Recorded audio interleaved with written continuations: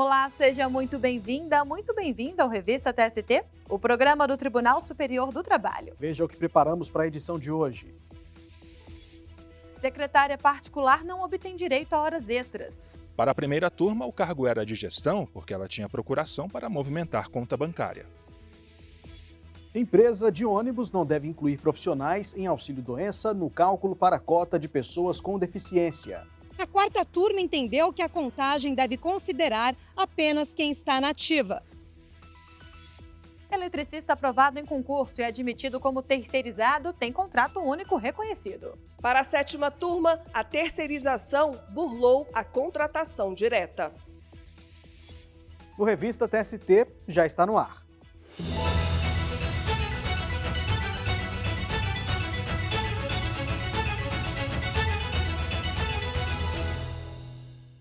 Um supermercado de Santa Catarina vai ter de pagar em dobro o dia de trabalho de empregadas que não tinham folga aos domingos. A empresa deveria ter garantido o descanso dominical das trabalhadoras a cada 15 dias, o que não ocorreu. A decisão da Seção 1 de Dissídios Individuais, órgão que uniformiza a jurisprudência do TST, levou em consideração que a regra especial da CLT sobre o trabalho da mulher prevalece sobre a lei que autoriza o trabalho aos domingos no comércio. Alguns setores da economia precisam funcionar todos os dias. O comércio e serviços essenciais, como saúde e transporte, são alguns exemplos.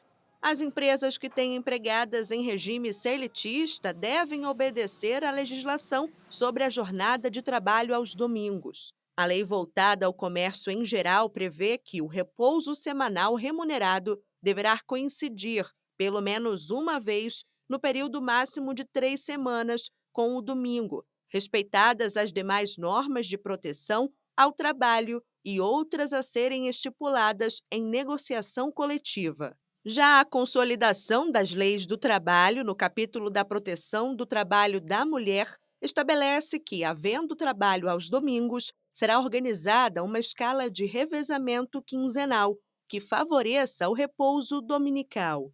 Foi com base nessa regra que a Seção 1 de Dissídios Individuais, órgão uniformizador da jurisprudência do TST, condenou um supermercado de Santa Catarina a pagar em dobro o dia trabalhado por empregadas que não tinham folga aos domingos a cada 15 dias. Para o colegiado, a regra especial da CLT prevalece sobre a lei da atividade comercial. A ação trabalhista foi proposta pelo Sindicato dos Empregados no Comércio de São José e região. A entidade defendeu que, apesar de as empregadas do supermercado tirarem folga semanal, elas trabalhavam 2 domingos seguidos e descansavam um. Como a norma que prevê a escala 1 por 1 foi descumprida, o pedido foi de pagamento em dobro da jornada dominical, além de adicional de 100% sobre as horas de serviço. O juízo de primeiro grau aceitou os pedidos. Em segunda instância, o pagamento dobrado foi mantido, mas o adicional não. O Tribunal Regional do Trabalho da 12ª Região, em Santa Catarina, levou em conta que as empregadas já tiravam uma folga semanal, afastando a necessidade de pagamento de adicional. No Tribunal Superior do Trabalho, a decisão foi reformada pela quarta turma. O colegiado considerou que o descanso aos domingos não é obrigatório, mas sim preferencial, e afastou a distinção de regras entre homens e mulheres. O sindicato, então, recorreu à Seção 1 de Dissídios Individuais. O relator do caso na SDI 1, ministro José Roberto Pimenta, reforçou que, em situações como essa, deve prevalecer a regra mais benéfica à trabalhadora. A discussão é qual realmente a regra a ser aplicada quando se trata do trabalho da mulher no comércio aos domingos. Eu entendo que ela não pode se sobrepor à regra especial prevista no artigo 386 da CLT, que realmente determina a realização de revezamento quinzenal, não em 3 semanas, para o trabalho da mulher aos domingos, conforme já tem decidido esta Corte. E cito, nesse sentido, precedentes desta mesma subseção. O voto do relator foi acompanhado por unanimidade. A rede de supermercados entrou com embargos declaratórios ainda não analisados. O Tribunal Superior do Trabalho regulamentou os plantões judiciários nos dias em que não houver expediente. A medida leva em conta, Anderson, que a atividade da Justiça é ininterrupta, como estabelece a Constituição. Lembrando que o plantão só atende casos urgentes, como pedidos de liminar em mandado de segurança e tutelas provisórias de urgência. O funcionamento dos plantões será em feriados e fins de semana, sempre das 9 da manhã à 1 da tarde. O serviço será prestado remotamente, no formato de balcão virtual. Para falar com o TST em dias de plantão judiciário, o telefone é o 61 999 943220. No próximo bloco, a empregada pública consegue remoção para outra cidade após sofrer violência doméstica. É daqui a pouco.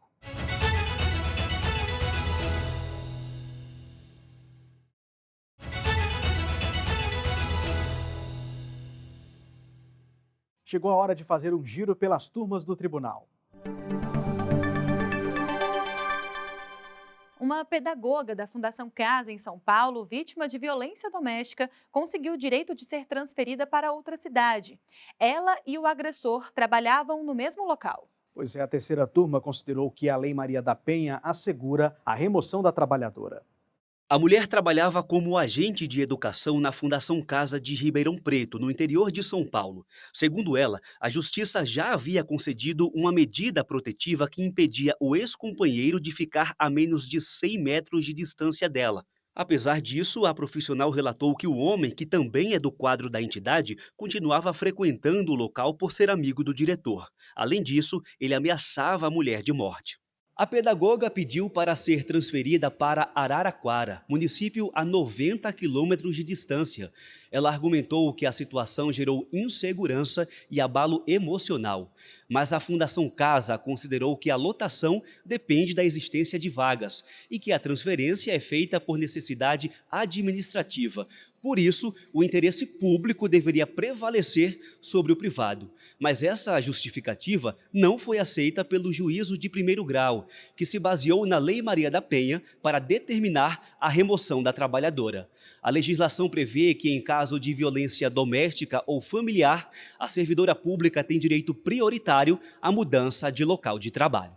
O Tribunal Regional do Trabalho da 15ª Região, em Campinas, manteve a sentença. O TRT entendeu que, no caso de conflito aparente entre o interesse da administração e a integridade física da mulher, prevalece o direito à vida. A Fundação Casa levou o caso ao Tribunal Superior do Trabalho. No julgamento na terceira turma, o relator, ministro Maurício Godinho Delgado, que integrava o colegiado, considerou o apelo inadequado. Segundo ele, o recurso de revista no TST serve para avaliar eventuais nulidades de decisões diante da jurisprudência da Corte, e não como terceiro grau de jurisdição.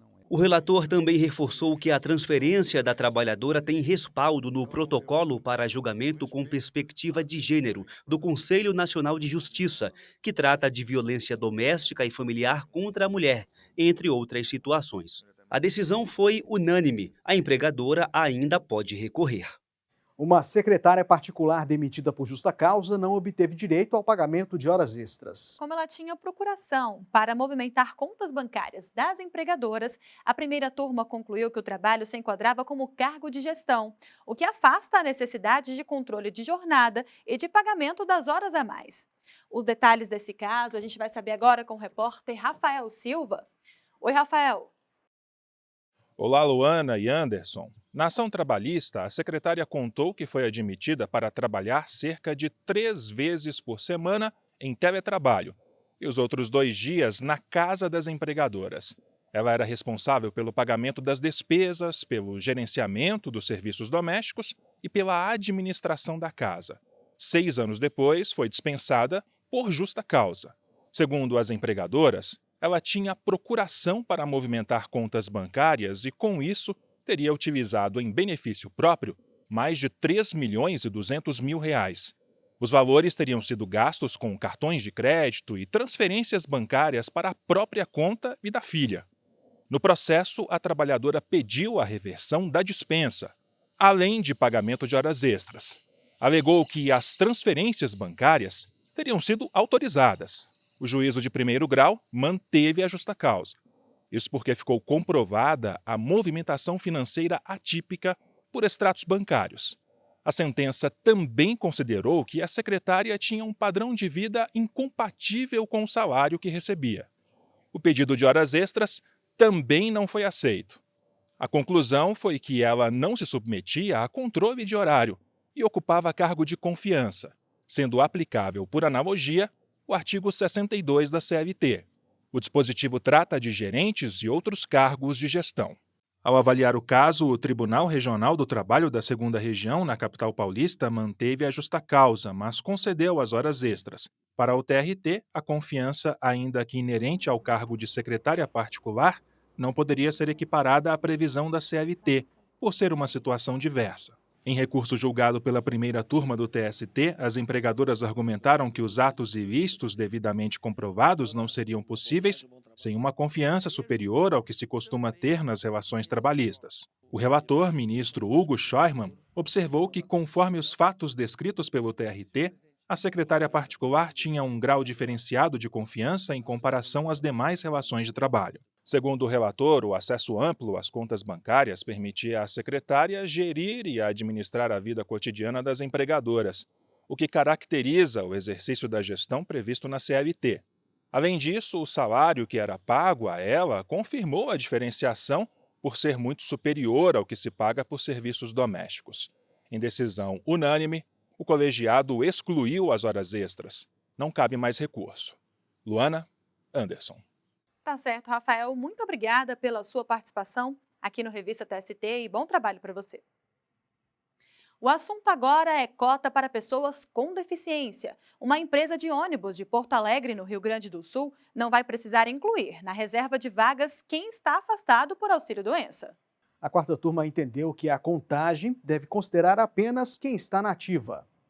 A legislação é clara. Se a empresa contém de 100 a 200 contratos de trabalho, a reserva legal para pessoas com deficiência é de 2%. Se for de 201 a 500, a porcentagem sobe para 3%. De 501 a 1.000 contratos de trabalho, 4%.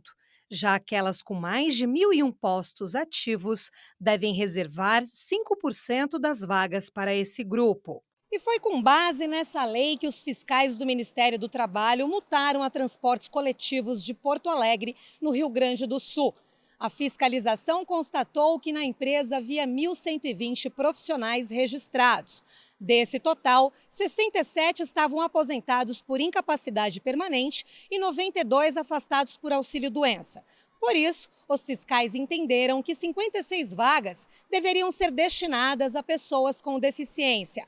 A empresa, então, entrou com ação na Justiça Trabalhista para que a multa fosse anulada. O argumento foi que a base de cálculo deveria ser feita com base no total de cargos ocupados e em atividade. Assim, a cota seria de 51 vagas que já estariam ocupadas regularmente. Assim como o juízo de primeiro grau, o Tribunal Regional do Trabalho da 4ª Região no Rio Grande do Sul considerou que, se houver a suspensão do contrato de trabalho por motivo de doença, acidente ou aposentadoria por incapacidade permanente, não são criados novos postos de trabalho, havendo apenas a substituição de empregados e empregadas.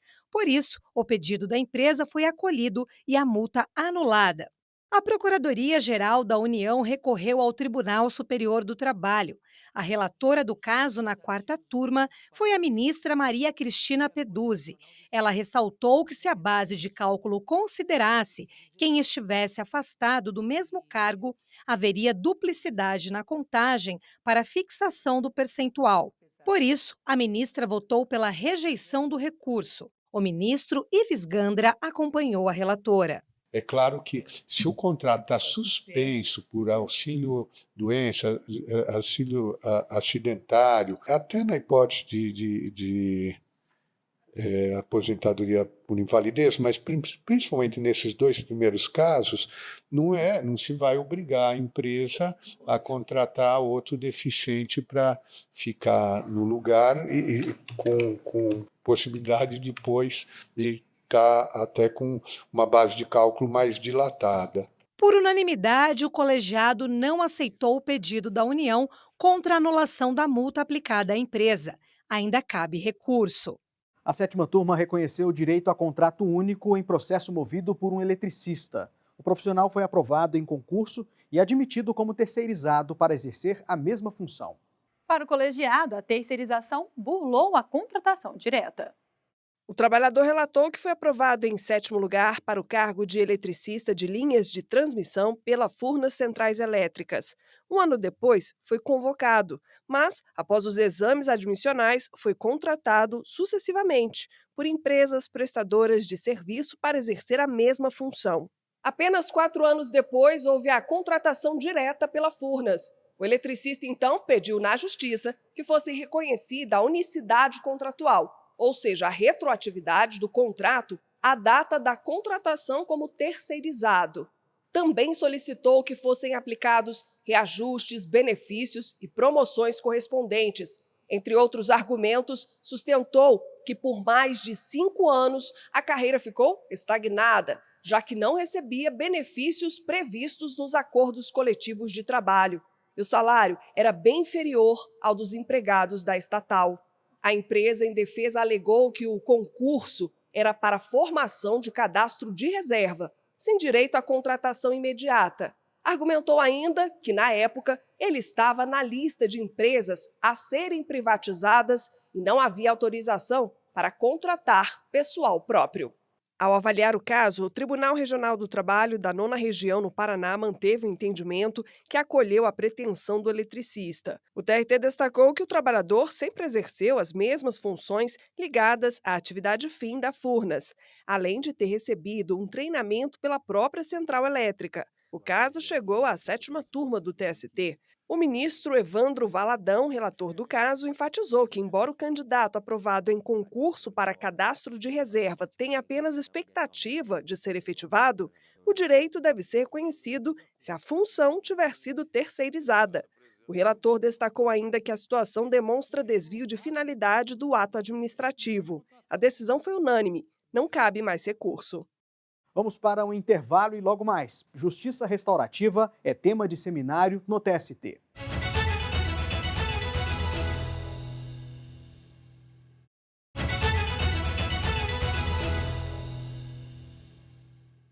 As unidades responsáveis pelos serviços de comunicação social da Justiça do Trabalho se reuniram na sede do TST em Brasília para o encontro com diferentes plataformas digitais. Saiba mais na reportagem. As rodas de conversa envolveram representantes do TikTok, da Meta, responsável pelo Facebook, Instagram e WhatsApp, e do YouTube. Conversas como essa, principalmente com tribunais, com quem produz o conteúdo, com a fonte primária de uma informação, por exemplo, é fundamental. É muita alegria que a gente tem o tribunal e tantos outros entes públicos postando vídeos na plataforma. O debate precisa acontecer. Estamos aqui para garantir que a liberdade de expressão seja garantida e de forma responsável. O encontro com servidores e servidoras que fazem a comunicação da Justiça do Trabalho também discutiu a acessibilidade em produtos de comunicação, a elaboração de notícias jurídicas e o uso de inteligência artificial. Há a necessidade, obviamente, de conhecer a tecnologia, de entender os seus riscos, seus benefícios. Existe treinamento nisso, mas ela pode trazer muitos ganhos, desde que observados os cuidados necessários. É uma oportunidade que a gente tem quase que anual de trocar experiências, ouvir bastante, falar da nossa experiência sobre comunicação social. E essa troca é muito importante porque vai desenvolver muito a comunicação de toda a Justiça do Trabalho. O presidente do Tribunal Superior do Trabalho e do Conselho Superior da Justiça do Trabalho, ministro Aloísio Correia da Veiga, prestigiou o encontro. Ele lançou a primeira edição do Prêmio Justiça do Trabalho de Comunicação Social. Com o prêmio, buscamos referenciar e disseminar formalmente o relevante papel que as comunicações dos TRTs exercem para a imagem institucional e a prestação de serviços à sociedade e ao próprio público interno da Justiça do Trabalho.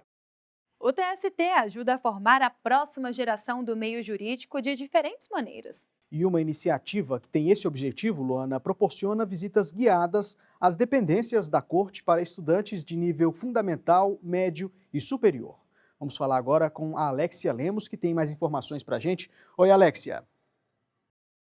Oi, Anderson. Oi, Luana. As visitas ocorrem às terças, quartas e quintas-feiras. Durante 3 horas, olhares curiosos passam pelos corredores do tribunal. Vindos de todos os cantos do Brasil, jovens conhecem obras de arte, o Memorial da Justiça Trabalhista e o plenário, além de poderem assistir a uma sessão de julgamento. O tour é bem concorrido, são 50 alunos por vez.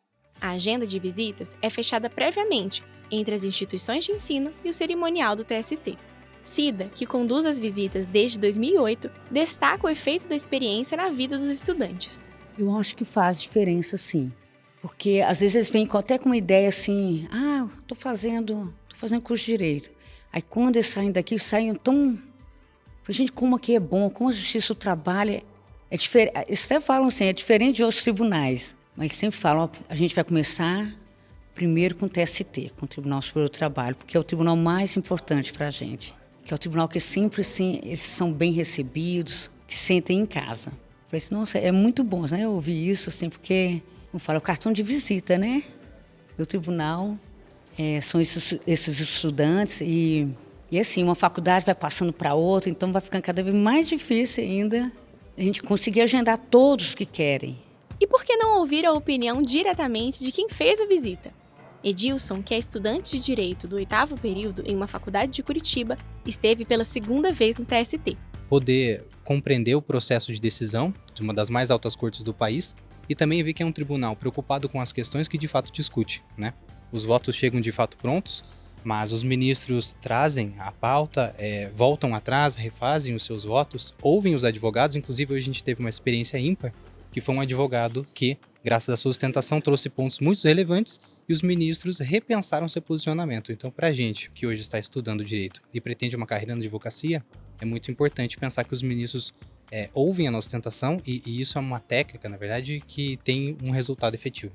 Quer saber mais sobre as visitas que o tribunal oferece? É só apontar a câmera do seu celular para o QR Code que aparece na tela. Volto com vocês no estúdio. Obrigado, Alexia. Até a próxima. Muito obrigada pelas informações, Alexia. As instituições interessadas em agendar visitas de estudantes devem entrar em contato com o cerimonial do TST pelo e-mail cepres-visita@tst.jus.br. Fique agora com mais notícias da Justiça do Trabalho. O TST sediou o seminário A Arte de Conviver, Justiça Restaurativa nas Instituições, organizado pelo Conselho Nacional de Justiça. Durante 2 dias, o evento abordou estratégias para tornar a relação entre as partes envolvidas em um processo judicial mais acolhedora, respeitosa e justa. A justiça restaurativa é uma opção de resolver um conflito sem focar em penalidades. É necessário que haja reintegração de todos na sociedade, como ser. Não é? Então, a justiça passa a ter uma função maior de acolhimento, empoderamento de toda a sociedade, para exatamente consagrar aquilo que está contido na Constituição brasileira, que ela seja justa, equilibrada e que atinja a sua finalidade de pacificação social.